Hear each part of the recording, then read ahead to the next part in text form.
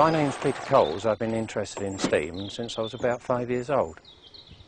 Restoring a Stanley Steam Car is basically the same as restoring any other old piece of machinery. There's only one way to do it, and that's to take it all to pieces, spread it out all over the floor, and overhaul and recondition each part. This windscreen, for example, this was made originally from a pressed steel construction, very cleverly, and of course it would be impossible to make in a normal workshop, so I machined them out the solid. I've got some pieces of steel, as you can see here, milled a slot in where the window fits in, and then a friend of myself heated these up and bent them to fit the windscreen base moulding, as you can see here. Welded all the bits together, polished them, buffed them, and then sent them away for chromium plating.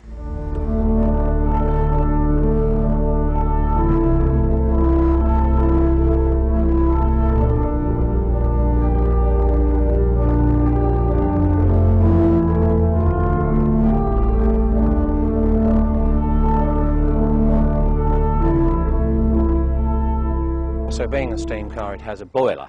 It's a fire tube boiler with a burner underneath which burns a mixture of petrol and diesel. Like your gas boiler at home, we need a continuously running pilot light. Therefore, underneath the boiler is a small pilot assembly which runs on hexane fuel. That's kept in a tank underneath the rear seat.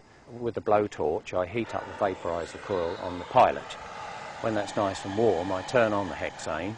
The hexane is vaporised, passes out through the toast rack type of slots in the burner, which also heats up the vaporising tube. So now the things are light, it's self-perpetuating and carries on burning. In the meantime, I have to hand pump, because normally when you're going down the road, you have a pump driven off the back axle. As we're stationary, no pump, no back axle moving, so I hand pump it. Once I've got the steam up and we start moving, I have to do nothing else, everything's automatic.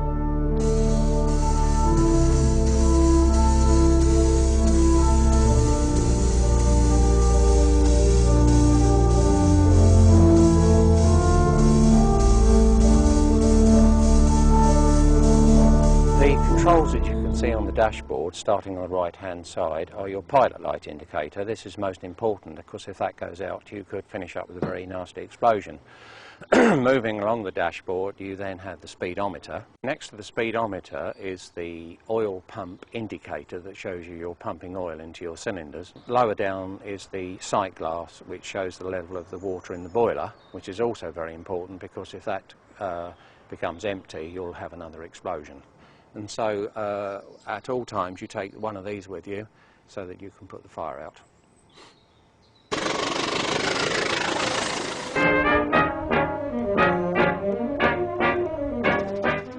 This car is 81 years old and therefore speed is not of the essence. It has a comfortable cruising speed of about 25 to 30 miles an hour, but above that it's a job to keep between the hedges because the steering on here is rather tractor-like. It has no brakes, so it's very difficult to stop, and if you run it up to its top speed, which is about 50 miles an hour, the whole front end starts bumping up and down because there are no shock absorbers. So we tend to cruise at 25 to 30 miles an hour. There are about 50 of these steam cars running in the UK. Most of them are Stanley. Mr. Stanley was the largest manufacturer of steam cars in the world. He made about 11,000 between the years of 1898 and 1924. So there weren't very many made when you think that in 1924, 2 years after Stanley had closed, Henry Ford made his 1 millionth car.